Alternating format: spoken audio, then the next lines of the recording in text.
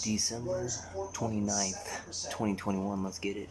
This is a huge drag on GDP growth. And again, I'm going to ask this question: how do we save this economy, or is it too late? We have a massive dependency on other countries to make and export goods, very cheap goods to us. And back in the day, it was fine when everybody could go to Kmart, Walmart, get these cheap goods. But now inflation is ticking up, and the cheap goods aren't so cheap anymore. And now people are realizing that we have a massive dependency on other countries to produce these goods. How about America importing about 90% of its pharmaceuticals? We are so dependent on the world now just for pharmaceuticals, for these cheap goods, for semiconductors. This should really scare you. It really, really should scare you, because what if we get into, let's say, a disagreement with a major country, and they just say, hey, we're not going to export these products to you any longer, good luck. We're not going to send these pharmaceuticals to you any longer, good luck. Do you think like tomorrow we can just make these things? As far as these goods, we have to build the technology, the warehouses, the production lines. This would take years. We're so far behind. People just think like, well, hey, forget it, we'll just make it here. You can't just do it tomorrow. It would take years to assemble all of this and start producing these goods and these pharmaceuticals. So we have a big, big problem with dependency on other countries. Another article today on CNBC: more than half of U.S. states will raise the minimum wage in 2022, but employers are hiking pay faster. So get ready to pay more. This just ensures that we're going to see more inflation in 2022. 26 U.S. states will raise their minimum wage in 2022. Many employers are going to pay even more than the minimum wage. They're talking right now about raising minimum wage here in California to $18. $18 minimum wage.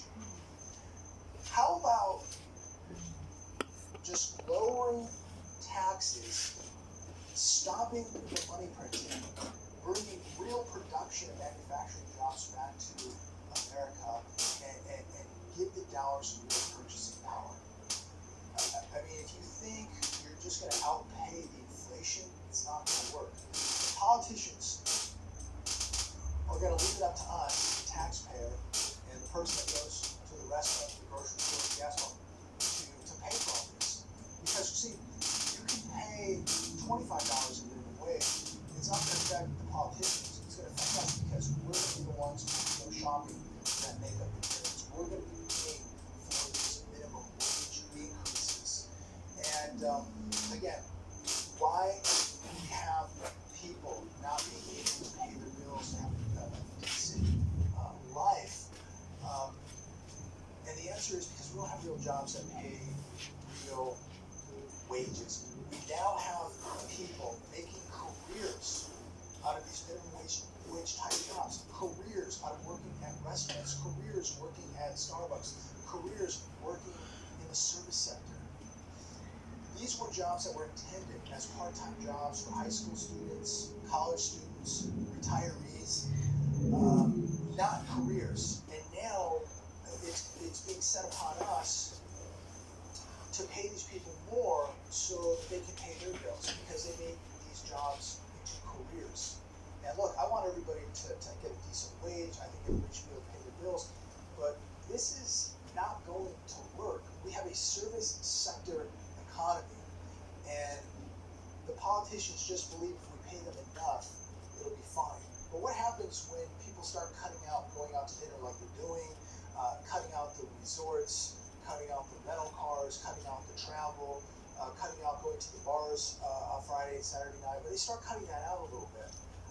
Somebody's going to pay, and at the end of the day, we're paying more, but the employer is going to have to start letting people go, because he's not going to be able to afford, 5 people working at Starbucks at $20 an hour each. This just doesn't mathematically compute, ladies and gentlemen. It's not going to make sense. They can raise minimum wage all they want. That means you and I are going to pay more for the hamburger, more for the milkshake. We're going to pay more when we go and get a coffee. And the question is, how much are you willing to pay before we're just not going to pay it? and that business goes out of business, and that employee is now out of work. Uh, I don't know about you, but I'm getting sick and tired for paying these crazy taxes, paying this crazy minimum wage. Just listen, cut my taxes, stop printing all this money, and start bringing back real jobs in America, okay? If this dollar had real purchasing power, you wouldn't need to be paying people $15 or $18 an hour to work at McDonald's. The hedge today, Illinois breaks record for population loss. This, again, another very concerning article. And if you're in Illinois, I said a long time ago, you better get out. And yes, I'm in California right now, and let me tell you, I'm tying up the loose ends as fast as I can. I have business obligations here that I'm tying up, and I'm heading out to Kentucky this spring, March, April, to be looking at ranches.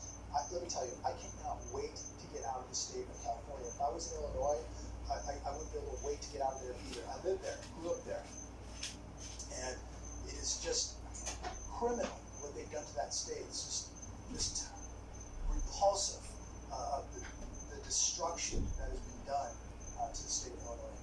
Illinois population declined by a record 113,776 residents from July 20th to July 21st, according to the Census Bureau. This marks the 8th consecutive year of population decline for Illinois.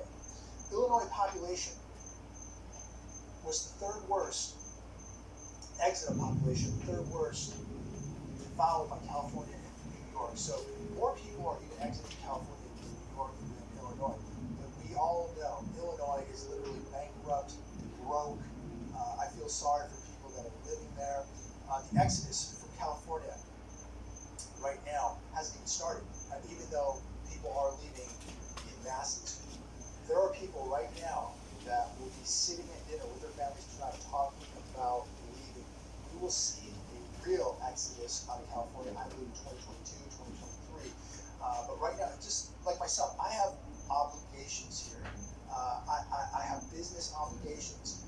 I have family here. I have things here that have to be tied up. It's not, just people just think like, you can just throw everything in a backpack, jump in your car, and just go drive off to another state, and you're all set. It doesn't work like that. When you have family and you have business obligations, you have responsibilities here. Those things have to be wrapped up, and I cannot wait. If I could wrap everything up today and get everything in order, I'd be out of here tomorrow. I wish it worked that way. I wish it was that easy, but I know that there's a lot of other people in the state who are going to wrap up their obligations, who are going to change jobs, careers, whatever, get their finances in order. They're getting out of here. They might be going to Tennessee. They might go to Florida, Arizona, wherever they may go. But they're getting out of here. And I think we'll see the real massive exodus out of California really, really heat up in 2022. But Illinois, look, it's going to be hard. Even for certain states like California and Illinois, for people to get out, especially in Illinois, because the real estate market is atrocious. There are people still upside down from the 2008 collapse. Their real estate did not do what Phoenix, California, Texas, and Florida done. It is a dying state. It is wrecked. It's destroyed. And for many people, they're stuck. They're never going to get out. They're never going to get out because the real estate market there never, ever came back. And they're stuck. And look, the real estate market is going to turn here. It's going to turn in Phoenix, parts of Texas. It's going to turn throughout the country. And it's going to make it much, much more difficult, for people to escape if they're trying to leave certain states. Illinois is going to be a very, very difficult place to escape. California is going to become more difficult. When this real estate market crashes, it's going to crash very hard in places like California, and it will be very difficult for people to get out. So if you're thinking about getting out, and you're thinking about selling, I would do it yesterday.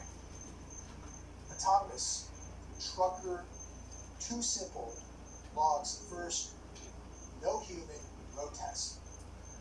This on the AP. This was very interesting. December 22nd, a tractor trailer drove on a public road without human intervention. 80 miles between Tucson and Phoenix. They traveled 80 miles without human intervention. Autonomous trucker, too simple it's called.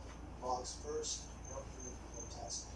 And I thought that was pretty interesting, and I just wanted to make note of it because they are going to do whatever they can to replace humans in the workforce. Warehousing, production, assembly lines, and trucking. They're begging for all these people to get commercial licenses and get into trucking. And then years down the road, who knows, this could be 5 years, 10 years down the road, but there's millions of people employed in the trucking industry. What would they do when this goes autonomous? I mean, this is really incredible. They're getting ready to replace a lot of people. Right now, employers are looking for people. There are a lot of jobs out there.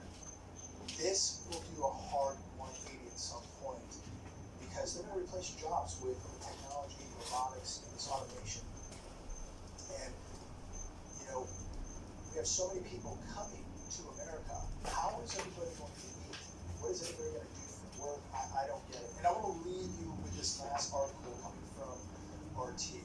And I thought this was really, really something that all of us should really think about.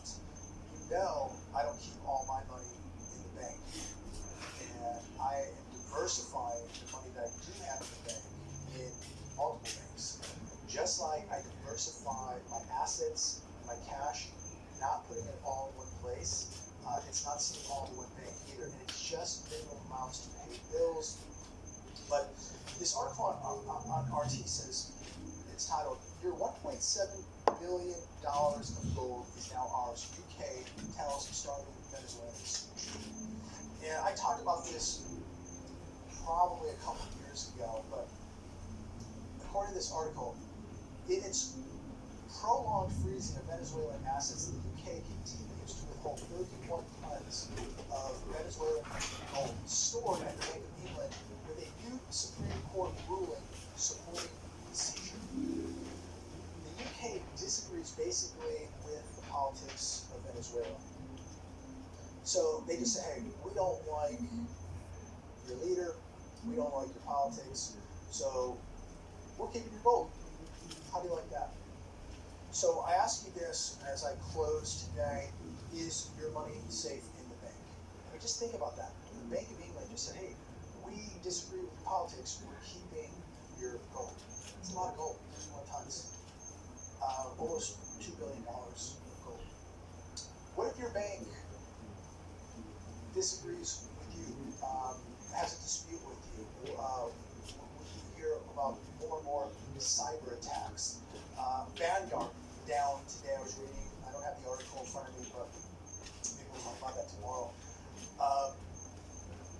But this is really concerning, and it's another example of why we should not trust the banks. We should not keep all our money in the banks. And heaven forbid, if you have gold and silver and other assets sitting in a safe deposit box in a bank. You know, we've seen these private vaults seized because of certain organizations that say, hey, something's going on there, so we need to seize everybody's money. So what if they want to seize your entire bank because something's going on, and now there's an investigation and your money got seized? Then maybe you're under investigation too. But again, they disagree with you for something, have a dispute, there's some type of cyber attack, people are writing you daily as they did for a long time.